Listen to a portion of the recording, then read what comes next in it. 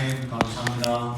저희를 사랑하여 주시고 세상의 많은 사람 가운데에 하나님 나라를 위하여서 주의 복음과 교회를 위하여서 살아갈 수 있는 그런 부르심과 소명을 저희들 가운데 허락하여 주시니 감사합니다. 하나님께서 저희들 가운데 선한 뜻이 있으시고 또 하나님 계획이 있으셔서 저희들을 이렇게 불러주신 줄 믿습니다.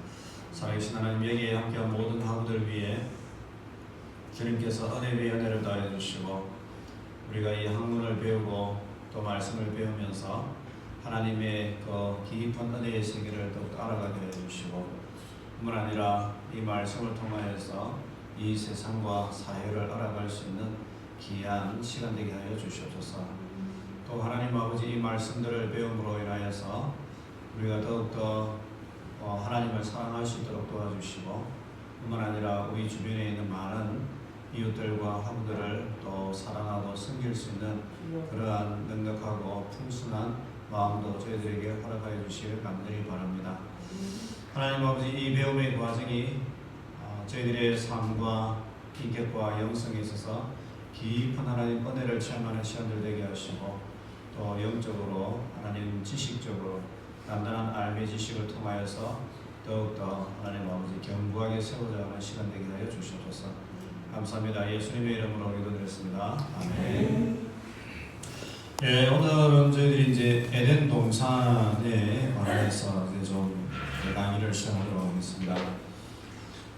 타락하기 전에 에덴 동산은 완벽한 이 지혜와 완벽한 교제와 또 완벽한 생명이 있었던 곳이다라고 말씀을 드릴 수가 있습니다.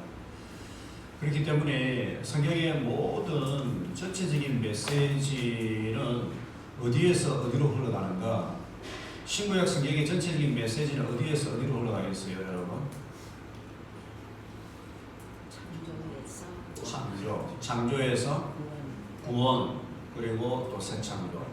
또 다르게 또 표현할 수 있으면 또 어떻게 표현할까요? 잘 말씀하셨습니다. 잘 말씀하셨고 우리가 이제 창세기 3장 이후부터는 에덴을 잃어버리잖아요. 그죠? 그러면 성경의 전체적인 메시지는 어디에서 어디로 흘러갈까? 그렇죠. 에덴에서 새 에덴으로 흘러가는 거죠. 그래서 하나님께서 에덴 동산을 우리에게 주시고 이 에덴 동산을 통하여서 완벽한 교제와 또 완벽한 생명과 또 완벽한 지혜를 우리 인간에게 허락하여 주셨다라고 말씀을 드릴 수가 있습니다. 이 에덴 동산을 통하여서 하나님께서 우리로 하여금 이 하나님의 임재가 우리 속에 머물게 될 적에 그 충만함과 그 이 생명과 영광이 어떤 것인가, 이것을 또한 우리에게 보여주신 것이죠. 근데 여러분, 이제 창세기 3장 이후로 넘어가면 그게 이제 타락 이후에 우리 인간이 에덴 동산에서 쫓겨나게 됩니다. 그죠? 쫓겨나게 되고 이 에덴 동산 이후에 인간의 이제 삶을 보면 물론 이제 4장부터 이제 농경 산업과 또 문학과 음악과 이런 제도와 시스템이 이제 새로 생겨나게 되지만 또 이 에덴 동산 이후에 쫓겨나고 난 이후의 삶을 보면 노아 때의 그 모습을 이야기하면 우리 인간에게 수고로움과 또 고난과 고통이 우리 인간의 삶의 역사를 지배하게 되는 그러한 것을 보게 되는 것입니다. 자, 그러면 우리 이 인류의 역사뿐만 아니라 성경의 역사는 하나님께서 그것을 그대로 두시는 것으로 끝나는가? 그것이 아니라 이 에덴 동산을 다시금 새롭게 회복해 가는 그 하나님의 구원의 여정들을 쭉 보여주고 있는 거예요. 자, 그렇기 때문에 이 에덴 동산에서 하나님께서 아담과 하와와 머물렀고 그들에게 주셨던 그 풍성한 교제와 생명과 지혜를 제일 처음은 어디에서 회복을 하시느냐? 이스라엘 역사 가운데에 성막을 통하여 회복을 하셔요. 성막을 통하여서.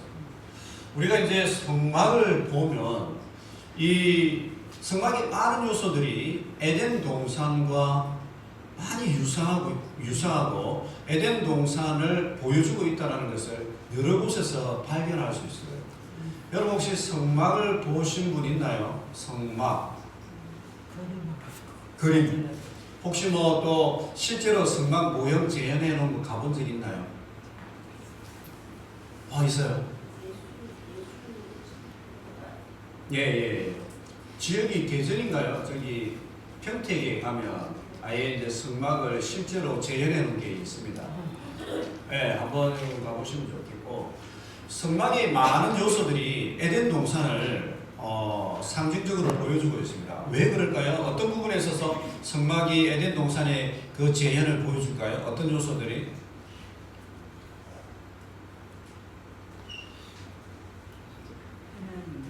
예. 좌소. 예. 물론 그것도 맞고요. 몇 가지 좀 중요한 요소들이 있습니다. 성막을 보면 성막의 많은 요소들이 에덴 동산을 보여주고 있어요.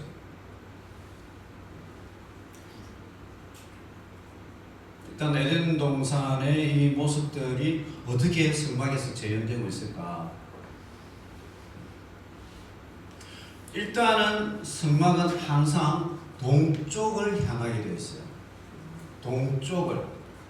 에덴 동산이 이 동산의 이 동쪽을 향한 동쪽에 위치한 동산이거든요. 하나님의 동산의 동쪽에 위치한 동산인데 이 에덴 동산은 항상 동쪽을 향하여서 지켜되어 있어요. 동쪽으로. 두 번째, 성막에는 그 휘장에 보면요, 뭐가 그려져 있느냐? 뭐가 그려져 있을 것 같아요? 나중에 이제 다 레위기 하면 배울 거예요. 성막의 휘장에 뭐가 문양으로 세워져 있을 것 같아요? 뭐가 문양이겠습니까? 안 들어봐서 모르겠다. 그런 표정인데 이 휘장에는 보면 천사들이 그려져 있어요. 그러니까 하나님의 좌소인 이 법궤에 그 법궤를 지키고 있는 천사들이 다 그려져 있어가지고 하나님의 임재를 천사들이 지키고 보호하고 계시는 그 에덴 동산, 그리고 그 동산 중앙에 있는 생명나무와 선악을 알게 하는 나무를 이 천사들이 지키는 그 에덴 동산을 상징적으로 보여주고 있어요.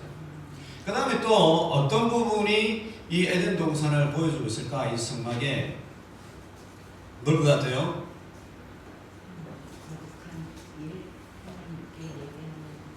예, 물론 그것도 맞죠. 맞는데 더 정확하게 콕 집어가지고, 그렇죠. 그건 가장 이제 나중에 이제 큰 이제 중요한 주제이고, 제가 조금 이따 이야기할게요. 자, 성막에 들어가 보면 그 안에 성막 안에 있는 거기 등잔이 있습니다. 등잔에 있는 그 등잔이 이 생명나무를 상징하는 그러한 나무의 형상으로 만들어져 있는 거예요. 성막의 등잔이 거기에 생명나무를 상징하고 에덴 동산에 있는 나무를 상징하는 그러한 나무로 그려지고 있어요. 자, 그리고 이제 성막 입구로 들어가면 번제단이 있어요. 그 번제단에서 짐승을 죽여서 죄를 사하는 그 모습이 창세기 3장 15절에 인간이 범죄하였을 적에 하나님께서 양과 짐승을 잡아가지고 가죽으로 우리의 수치를 덮는 그 모습을 보여주고 있다는 거죠. 그래서 여러분, 이 에덴 동산의 모습을 이 성막이 다 재현하고 있는 거예요. 자, 그 이전까지는 아브라함에게, 요셉에게 하나님께서 꿈으로 잠시 나타나셔서 그들에게 말씀하셨는데, 이제 성막을 이스라엘 중심에 탁 지음으로 하나님께서 이스라엘 백성들과 교제하고 있고, 물론 창세기 1장 2장에 나타난 그 에덴 동산처럼 완벽하지는 못해요. 우리 인류 가운데 죄악이 들어온 이후로, 원죄가 있고 난 이후에. 그러나 하나님께서 이스라엘 백성 가운데 항상 좌정하시면서 백성들이 원하면 찾아가서 제사를 드리고 하나님의 임재를 경험하십니다. 그래서 에덴 동산에서 경험하였던 그 하나님의 임재와 생명과 영광과 회복을요, 이 성막에서 경험합니다. 성막에서. 자, 그러면 이스라엘 역사 가운데 이 성막은 무엇으로 발전하죠? 성전으로 솔로몬 시대 때의 성전으로 발전해요. 자, 성전에 있는 내용은 완전히 새로운 내용일까요? 성막에 있는 내용과 새로운 걸까요? 아니에요. 외형적인 건물은 이제 금으로 짓고 이제 화려하게 지었지만요, 그 안에 있는 내용은 다 똑같아요. 그 안에 있는 번제단이나 또 물두멍이나 또 그 안에 들어가면 떡상이나 뭐 이 등잔대나 또 법궤나 이런 건 다 똑같아요. 그래서 이 성막, 성전, 이 모든 것들은요, 하나님의 임재하심을 이스라엘 백성들 가운데 보여주고 있고, 또한 하나님께서 에덴 동산을 회복해 가신다라는 그 모습을 이 이스라엘 백성들에게 실제 식물을 통하여서 그들에게 보여주고 있는 거예요. 보여주고 있는 거예요. 자, 그러고 나면 신약의 이 교회, 신약의 성전, 성막은 몸으로서의 예수 그리스도를 통하여서 우리에게 표현되고, 더 정확하게 교회를 통하여서 이제 하나님이 임재하시는, 하나님의 임재가 예수 그리스도를 통하여서 역사 가운데 나타나고, 또 교회를 통하여서 참 성전된 모습을 우리에게 보여주고 있고, 그러고 나면 어디로 가느냐? 요한계시록에 새 하늘과 새 땅에서 하나님의 보좌가 있고 어린 양의 보좌가 있는 곳에서 생수의 강물이 흘러넘치면서요, 아, 이게 에덴 동산, 창세기 1장, 2장, 3장에 잃어버렸던 그 에덴 동산이 완벽하게 더 온전한 모습으로 회복되는 그 모습으로 나타나는 것이 전체 성경의 역사입니다. 이게 구약 나무들이 있어요. 그런 나무들이 있어요. 그걸 뭐라고 그런다? 성경신학이라고. 내가 첫째 시간에 강조했죠. 어떤 학자들은 언약을 가지고 성경을 꿰뚫는 거예요. 어떤 학자들은 약속을 가지고 꿰뚫는 거예요. 어떤 학자들은 하나님의 축복, 아브라함에게 주셔서 4가지 축복을 가지고 이 구약과 신약을 꿰뚫는 거예요. 그러면 여러분들은 어떤 안목으로 구약과 신약을 꿰뚫을 수 있냐? 여러분들은 어떤 안목으로 구약과 신약 성경을 꿰뚫느냐? 여러분의 해석의 관점은 뭐냐? 그게 이제 없잖아요? 그게 없으면 이제 여러분도 이제 평신도랑 똑같은 거예요. 요즘에 웬만한 평신도들도 책 많이 읽는 분들은 아까 내가 이야기했던 성전신학에 관한 이러한 내용들이나 그런 거 싹 다 읽어요. 여러분들보다 성경 지식에 있어서, 성경을 해석하는 신학에 있어서 안목이 결단급 떨어지잖아요. 절대. 그래서 예전에 다녔던, 제가 있었던 교회에는 의사들이 몇 명 계셨는데, 이제 정기적으로 이제 안과나 또는 뭐 치과나 이런 데 가보잖아요. 진료 보는 이 사무실에 일과영성 팀 켈러의 이런 책들이 있고 보고 있는 거야. 여러분 중에 팀 켈러 책 일과영성 읽은 사람 있어요? 누구 있어?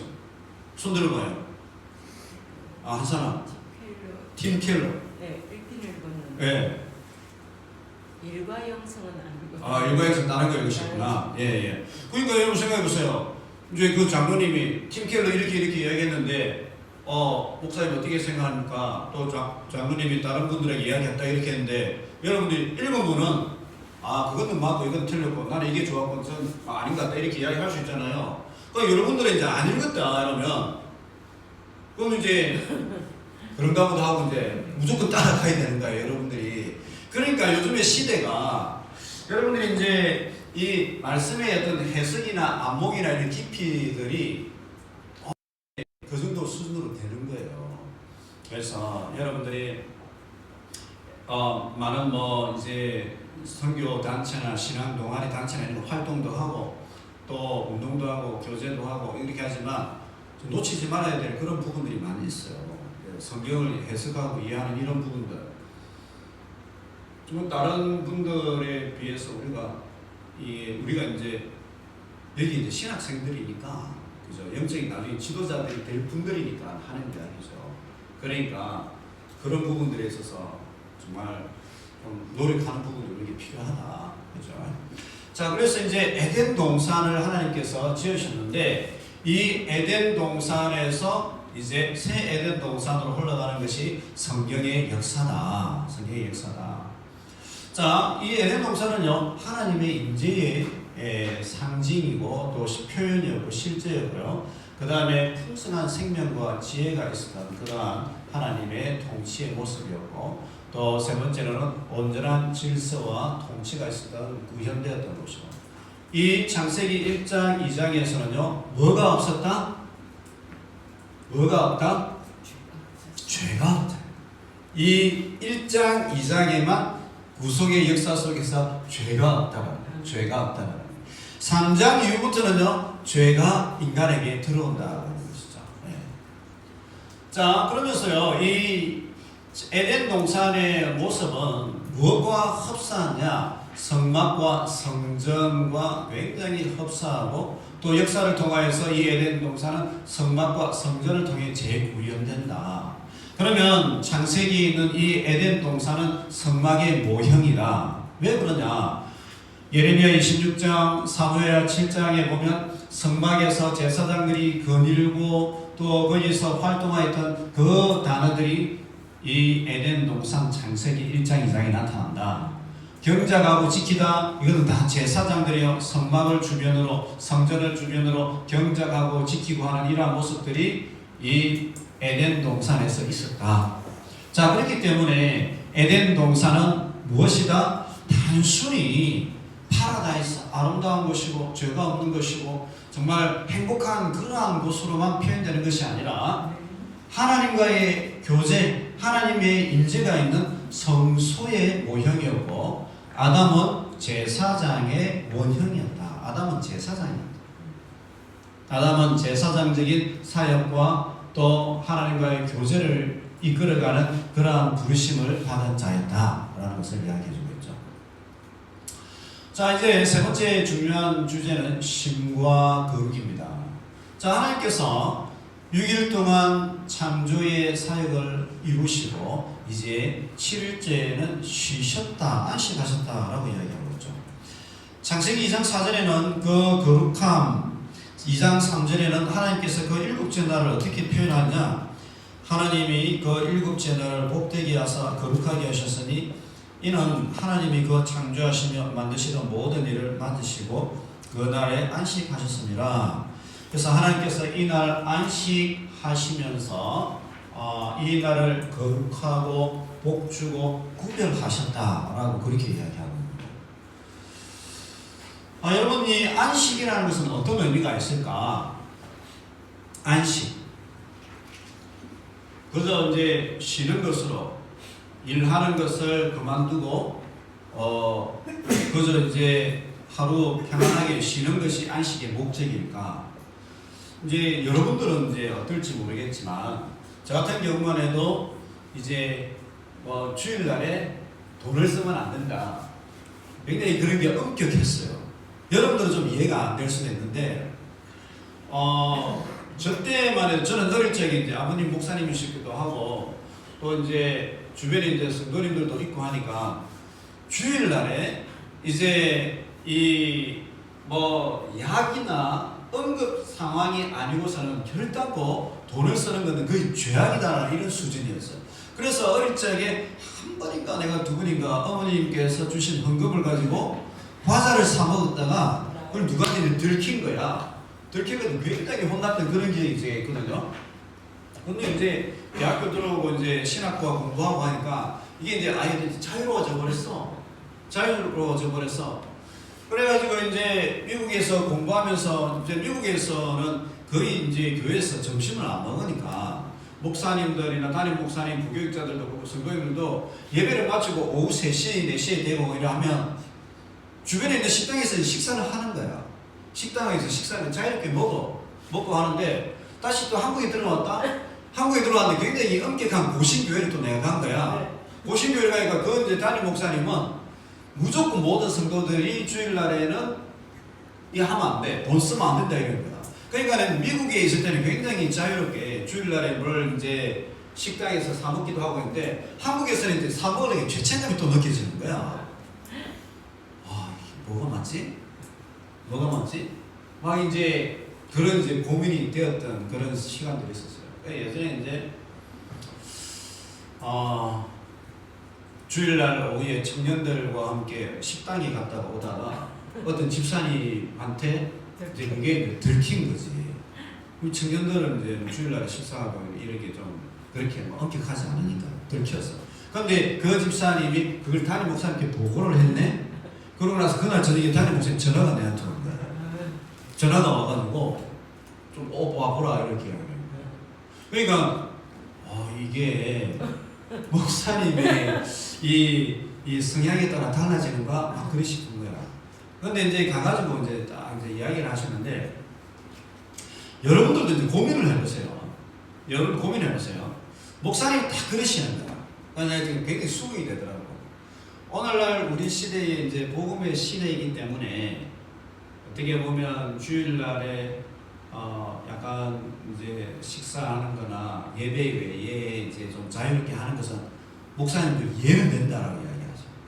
그런데 우리가 사역자이기 때문에 조금 더 조심해 주는 부분은 필요하다 이렇게 이야기하죠. 왜냐? 청년들이 일주일 동안 과연 하나님을 몇 번이나 생각해야 됩니다. 하나님께 기도하고 하나님과 교제하고 하나님의 은혜를 강구하기 위해서 청년들이 몇 번이나 그렇게 하겠느냐. 그래서 거의 없을 거다. 그런데 주일날에 우리 사역자들이 그래도 조금 주일이기 때문에 예배에 집중하고 삶에 있어서 일반적인 날과는 구별된 그러한 모습을 보여주면 그게 청년들의 신앙에 도움이 되지 않겠느냐라고 이야기해요.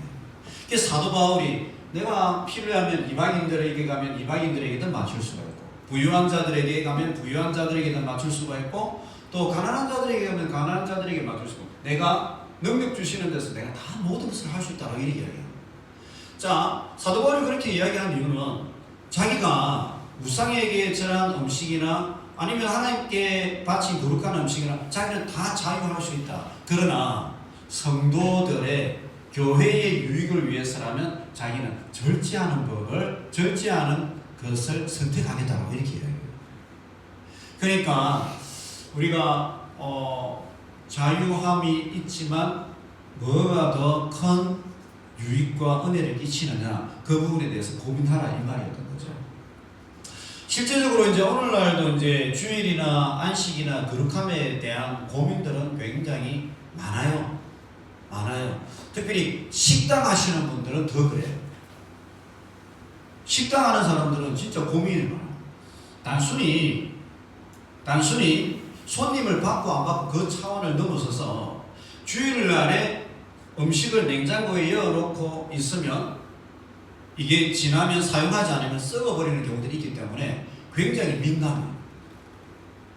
아니 주일날 예배 안 오고 이걸 차원을 떠나서 식당 하시는 분은 주일날에 냉장고 속에 이어놓고 음식이 순환이 안 되면 이게 엄청나게 갖다 버려야 되는 거예요. 그런데 이제 어떻게 이 사람들을 가르쳐야 되느냐. 그래도 장로님이시니까 무조건 주일날 문 닫고 교회 와야 되고 그 버리는 거 그 정도 신앙 고백도 안 됩니까? 이렇게 이야기 하잖아요. 그러면 다음에 대화가 되겠어요? 생각해 보세요. 우리는 혼자 이렇게 믿고 있고 우리는 이렇게 믿고 있고 우리 사역자이고 우리는 이제 식당에 일도 하지 않기 때문에 나는 이렇게 생각합니다. 장로님 고민하든 말든 나는 잘 가르쳐야 되니까 이렇습니다. 이렇게 이야기했다 칩시다. 그러면 그 장로님이 다음에 고민이 있으면 내한테 찾아와서 이야기하겠어요? 자기 혼자 잘났구나. 이 정도 생각하지. 그 고민하고 상담하겠어요? 우리가 그 상황을 다 이해함에도 불구하고 이렇게 가야 하는 게 우리에게 필요하지 않겠습니까? 그분이 설득이 되도록 해줘야 되는 거죠. 그게 우리의 역할입니다. 예, 우리 혼자 잘 믿고 우리 혼자 잘한다고 이렇게 가르친다. 그건 굉장히 초보적인 거예요. 자, 그러면 안식일 또 우리가 이제 주일날의 어떤 본질적인 요소는 뭐냐? 주님과의 교제이죠. 하나님과의 교제. 쉬는 게 중요한 것이 아니라 물론 쉬는 것도 중요하죠. 쉬면서요. 그날만큼은 하나님과의 관계를 회복하는 그러한 날, 하나님을 묵상하는 날, 하나님의 임재에 나아가는 날로 잡아야 됩니다. 창조의 완성이 안식을 포함시키는 것은 창조의 완성이 사람이 아니라 안식이라는 것을 말해주고요. 안식일을 표현하는 히브리 샤바타는 노동으로부터 쉬는 것을 말합니다.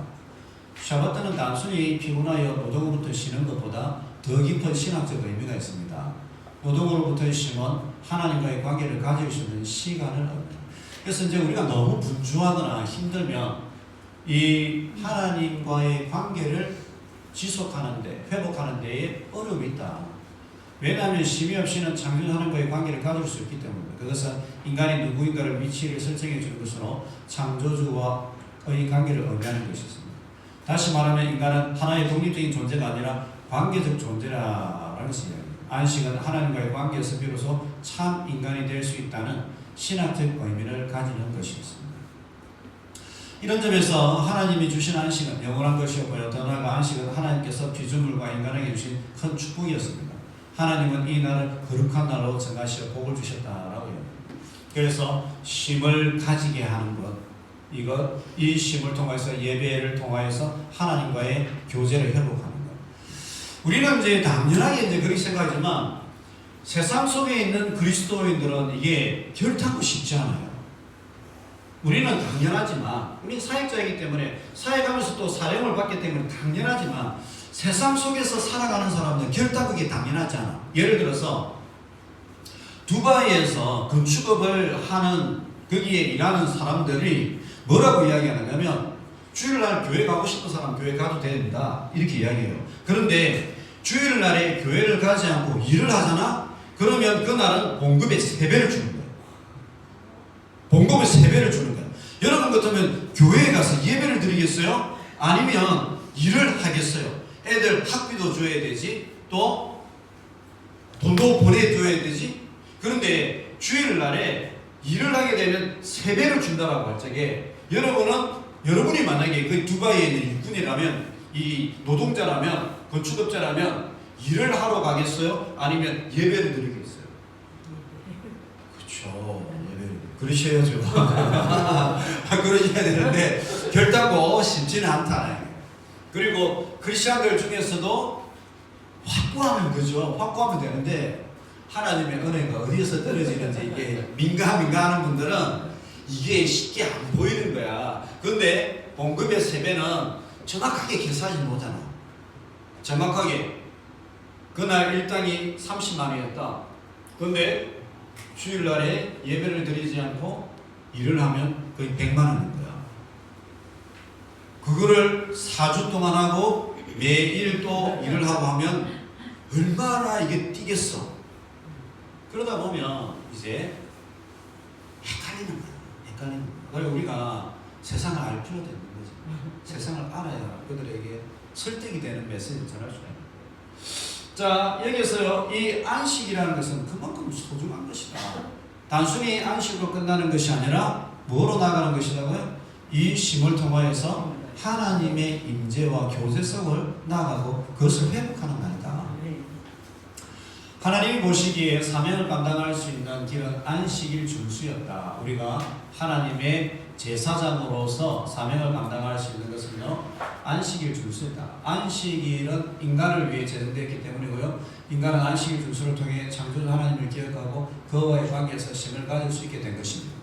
하나님의 6일간의 창조 세계를 마치고 1의 날에 모든 일을 멈추고 쉬신 것은 하나님의 창조의 계획을 완성한 것이었습니다. 창조의 계획. 하나님은 인간이 하루를 쉬고 창조주를 명상하고 하나님의 자녀로서 어떻게 살아야 할지 생각할 수 있도록 안식일을 주신 것입니다. 따라서 창조주 하나님이 쉬시고 안식일을 거룩하게 했다는 쉼과 거룩의 의미는 하나님의 창조의 프로그램에서 파악이 될 수 있습니다. 그래서 이제 이 안식일이라는 것은 하나님과의 교제와 쉼을 우리에게 보여주는 것이다 라는 것이고요. 또 그것은 바로 인간이 참으로 안식할 수 있는 길이 무엇인지 또한 보여줍니다. 단순히 안식을 통하여서 하나님께 나아가는 것뿐만 아니라 참된 안식은 어디에서 오는가? 그것은요, 우리가 주 안에 있고 하나님과의 교제 안에 있을 때에 참 안식을 얻을 수 있다는 것이죠. 네. 창조주에 대한 찬양과 경배 속에서 진정한 쉼을 가질 수 있는 것처럼 찬양과 경배는 하나님께서 사랑의 선물로 주신 쉼의 공간에서 이루어진다라는 것입니다. 그런 의미에서 쉼의 공간을 의미하는 안식은 하나님과 인간이 만나는 아름다운 만남의 장소이고 동시에 만남의 날이다. 그래서 이 예배와 또 이 주일의 이 안식의 날은 하나님과의 만남의 장소이고 또 만남의 날로서 우리에게 주어진 것이다 라는 것이죠. 그래서 진정한 안식과 쉼은 우리 인간에게 있어서 진정한 안식과 쉼은 뭐 잠을 12시간씩 잔다. 물론 뭐 경제적으로 쉴 수 있고 아니면 여행을 간다. 그런 것으로도 쉴 수 있겠지만요. 가장 우리 인간의 근본적인 안식과 평안은 어디에서 오느냐? 하나님 안에서. 하나님 안에서 만나게 됩니다. 하나님 안에서 만날 수 있다. 그래서 이제 삶의 어떤 경험이나 또 아픔을 겪은 분들이 정말 삶 속에서 안식하지 못하는 마음의 평안이 없는 분들도 있어요. 그런 사람이 있다니까. 삶을 통하여서 마음의 평안이 없는 사람이 진짜 있다니까. 그런 사람들이 어디에서 이 안식을 경험할 수 있냐? 그런 것을 추구하기 위해서 어떤 사람은 철학을 공부하기도 하고 어떤 사람은 도를 찾아가기도 하고 어떤 사람은 돈을 추구하기도 하는데 그 근본적인 요인은 무엇이냐? 우리가 하나님의 형상으로 지음받았기 때문에 하나님 안에 있을 적에 참된 안식과 평화와 쉼을 가지게 된다라는 것을 이야기하고 있는 것이죠. 자, 이제 3장으로 들어가게 되겠습니다. 3장으로 들어가면 이제 유혹과 타락과 그 이후에 이제 이 인류의 역사를 보여주고 있습니다. 창세기 3장으로 들어가 보면 여러분 읽어보셨겠지만 이제 간교한 뱀이 이제 여인들에게 찾아와서 질문을 하는 것이죠. 이 동산에 있는 모든 나무 열매를 먹지 말라 하느냐. 이렇게 얘기하죠. 자, 그렇게 해서 이제 선악과의 사건과 이제 생명나무의 사건이었는데 우리가 신학적으로 질문해 봐야 될 질문이 있습니다. 그게 뭐냐면 왜 굳이 하나님은 선악과를 만드셔서 왜 선악과를 만드셔서 인간으로 하여금 이렇게 타락할 수 있는 여지를 주셨는가? 왜 에덴 동산에서 새 에덴 동산으로 갈 거면 아예 선악과를 만들지 않고 그 에덴 동산에서 완벽한 에덴 동산으로 가버리면 되지. 왜 인간으로 하여금 선악과를 만들어서 타락을 경험하게 하고 죄악의 부패와 우리 속에 고통과 고난과 전쟁이 일어나게 되고 그 이후에 성전을 짓고 성막을 짓고 예수 그리스도를 보내시고 교회를 세우고 또 새 에덴 동산으로 가고 무엇 때문에 그렇게 하나님께서 아예 에덴 동산에서 뭐 생명나무 만드시면 되잖아. 왜 굳이 선악과를 만드셨느냐? 이 질문인 거죠. 여러분 많이 그런 질문 해보지 않으시나요? 하나님 너무 때로는 과묵하지 않습니까? 여러분 어떻게 생각하세요? 여러분의 사유의 깊이가 어디에까지 갔습니까? 왜 하나님은 선악과를 만드셨어요? 굳이 선악과를 안 만드셨고 그저 거기에서 영화로 들어가면 되는데 왜 하나님은 선악과를 만드셔서 우리 인간으로 하여금 고통스럽고 또 하나님은 그렇게 수고하십니다. 아예 태초에 모든 세상을 지었을 때 해와 달과 빛이 있을 때 그때부터 그는 그렇게 계획된 것이었습니다. 여러분은 어떻게 생각하세요? 굉장히 이제 신학적인 질문이죠. 생각해 본 적 없으세요? 자유의지가 어떻다는 거 좀 구체적으로. 그러니까 하나님 거부할 수 있도록 창조하시고 우리를 사랑하시고 하나님 거부할 수 있도록 기회의식을 주시고 자유의지를 주셨다. 잘 이해하겠습니다. 또 진짜 이런 거는 여러분 페이퍼로 써도 돼요. 왜 하나님은 선악과를 만드신 거예요? 창조주와 피조물과 한계를 설정하기 위해서. 너는 피조물이다. 내가 창조주이고 너의 위치는 여기에서 이렇게 해야 된다. 또 잘려야겠어. 이런 고민들은 한두 번씩은 다 이제 해보지 않을까 싶어요. 예.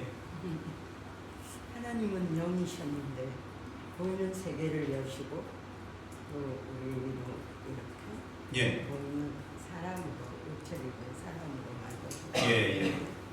여전히 에덴에서는 하나님을 육안으로는 볼 수 없었어요. 예. 그렇기 때문에 하나님이 창조주이시고 나는 하나님의 형상대로 시험받은 피조물이다. 그것을 정확하게 선악을 알게 하는 나무를 볼 때마다 가장 가운데에 두신 하나님은 예. 어디서 봐도 보이도록 하시면서 항상 하나님 창조주를 하나님의 기억하라. 존재를 알 수 있도록. 네. 하나님의 존재를 알 수 있도록. 너의 정체성이 예. 하나님과 우리 인간의 관계가 어떤 것이다. 은혜로 이렇게 주어진 모든 세상 은혜를 잊지 말고 항상 기억하고 잘 말씀하셨습니다. 예, 잘 이제 우리 딱 이야기하셨고 혹시 또 한 사람 정도 더 나는 이렇게 생각한다. 네. 인간의 사랑을 인간의 뭘? 타락, 사랑을 경험하게 했어. 사랑은 존중하는 것이고 존중하는 것은 상대방의 말을 듣는 거기 때문에 사랑은 인간이 사랑을 알아주지 물론 사랑한다는 걸 인간이 사랑한다는 걸 알려주지만 실제적으로 진짜 그런가 우리 인간이 하나님 진짜 사랑하는가? 실제적인 사랑인가? 잘 나와야 되니까. 그렇지. 잘 이야기했어. 또 혹시 있습니까? 예수 그리스도를 통한 구속 사역을 위한 예. 우리 계획하신 예. 것이 아닐까. 그것도 맞죠. 그래서 우리의 질문은 아예 예수 그리스도가 오지 않으시고 아예 선악과도 없었으면 그 시작도 안 했으면 더 좋았을 뻔했는데 왜 굳이 시작시켰냐 이 이야기를 왜 선악과를 만드셨느냐. 구원의 계획을 새 창조를 위해서 실제로 한번 보여주기 위해서. 물론 그 말씀도 맞긴 맞죠. 맞긴 맞는데 우리 이제 하나님 굳이 그렇게 새 창조 안 하시고 한 몇천 년의 고통 없이 우리 에덴을 쫓겨나지 않고 굳이 그렇게 않고 이제 생명나무만 만드시면 안 됐을까 이제 그런 생각들을 이제 하게 되는 거죠. 학자들이 이제 잘 이야기하셨습니다. 자, 우리 여러분들 말씀하신 게 다 이제 맞는 말씀이에요. 맞는 말씀인데 우리가 이걸 기억해야 되는데 하나님은 우리를 로봇으로 만들지 않고 인격적인 존재로 만드셨고요. 하나님은 우리가 진짜 자발적으로 하나님을 사랑할 수 있는 자녀로 만드셨다는 것을 기억해야 돼요.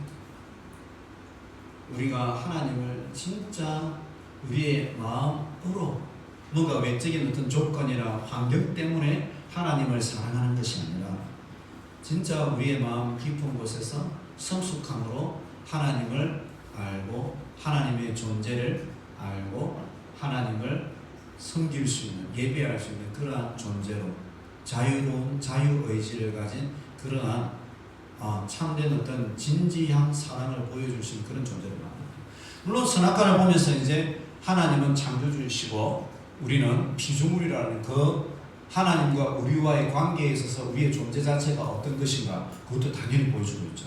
당연히 보여주고 우리 인간이 위치 자체가 하나님을 모시고 살아야 되는 그러한 존재라는 것도 이 선악과를 통해 보여주고 그러나 가장 근본적인 것은 하나님은 우리가 정말 로봇처럼 하나님을 사랑하는 게 원하지 않으시고요. 우리가 성숙함으로 깨달음으로 자유한 그 양심으로 하나님을 섬기고 사랑하기 원하십니다. 그래서 우리 인생의 삶에서 하나님께 많은 어떤 고통과 고난을 허락하셔요. 하나님은. 왜 그러냐? 우리가 그렇게 될 때에 성장하게 되기 때문에 우리가 성장하고 자라갈 수 있기 때문에 그러한 성장의 과정을 통하여서 하나님을 우리가 자유로운 마음으로 억지로 하나님을 섬기는 것이 아니라 사랑하는 마음으로 또 자발적인 마음으로 하나님을 섬길 수 있기 때문에 자녀들에게 고난을 허락하시는 거예요. 그렇게. 자, 그런 어떤 하나님의 계획 속에서 만약에 인간이 에덴 동산에서 타락하지 않고 범죄하지 않았다면 거기에서 바로 새 에덴 동산으로 영화와 영광으로 나아갔겠죠. 그러나 우리 인간이요, 사단과 또 유혹에 넘어지게 되면서 하나님과의 관계가요 깨어져 버립니다. 하나님과의 관계가 깨어지고 또 나아가서요, 하나님과의 관계가 깨어지면서 하나님의 형상이 우리 속에 있던 것이 깨어져 버리는 거예요. 하나님의 형상이 깨어져요. 하나님의 형상이 깨어지니까 뭐가 깨어지느냐면요, 하나님과의 관계도 깨어지고 인간과의 관계도 깨어지는 거예요. 그리고 지혜 대신 뭐가 우리를 사로잡게 되느냐? 어리석음이 우리를 사로잡게 돼요. 이 어리석음으로 인해서요, 우리가 죄악으로 더 노출되는 거예요. 이것이 인류의 역사다라고 이야기할 수 있는 거예요. 인류의 역사다. 하나님의 형상이 깨어져 버려요. 이것이 인류의 역사의 이제 시작이 되었던 거죠. 자, 뱀 타락과 그 이후 뱀은 히브리어로 나하시라고 되는데요. 이것은 대적이라고 할 수 있는 에덴의 사자로 표현되기도 하고요. 대적의 역할을 수행하는 한 개인을 표현하기도 하고요. 또 대적하는 사탄을 표현하기도 하는 그러한 용어로 세 번째 용어로 의미로 쓰입니다. 사탄은 그가 누구인지를 가리키는 낱말이 아니라 그가 무엇을 하는 사람인지를 보여주고 있다. 무엇을 하는 존재인지, 즉 속이고 깨트리는 존재다. 또 창조자를 향하여 대적하게 하는 존재다라는 것을 이야기하는 거죠.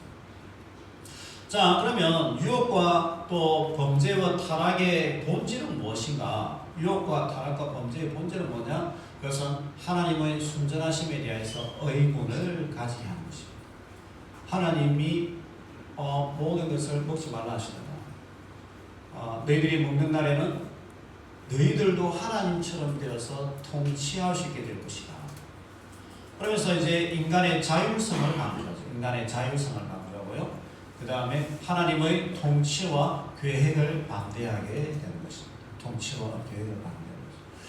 그래서 이제 이러한 어떤 이 하나님의 순전하심에 대하여서 의문을 품게 하고 인간의 자율성을 강조하고요. 우리가 잘할 수 있고 우리가 번영할 수 있다는 이런 것을 강조하고 하나님의 통치와 계획을 반대하는 이러한 유혹 그리고 선악과의 모습은 인류 역사를 통해서 계속 나타나게 됩니다. 성경 역사에서 이 선악과와 같은 이러한 보암직도 하고 먹음직도 하고 지혜롭게 할 만하다라는 이러한 선악과와 같은 존재들이 인류 역사를 통해 계속 나타나는데 구약 성경과 신약 성경에서 가장 대표적으로 나타나는 게 있어요. 그게 뭘 것 같아요? 구약 성경과 신약 성경에서요, 정말 우리 인간으로 하여금 하나님이 너희들 이렇게 하면 안 돼 라고 분명히 말씀하셨는데, 그런데 이 선악과를 보니까 먹음직도 하고 보암직도 하고 지혜롭게 할 만하다. 그런 것들이 우리 인생에 계속 있다는 거예요. 성경 역사에도 그게 계속 나타나요. 그게 뭘 것 같아요? 우상숭배예요. 모세 때로부터 하나님께서요, 이스라엘 백성들에게 너희들 가나안 땅에 들어가면 우상숭배하면 안 돼. 계속 강조했어요. 그런데 이스라엘 역사 가운데에 모세변 이후에 사사시대, 역사시대, 선지자들 시대, 이 우상숭배가 근절되었느냐? 근절되지 않아요.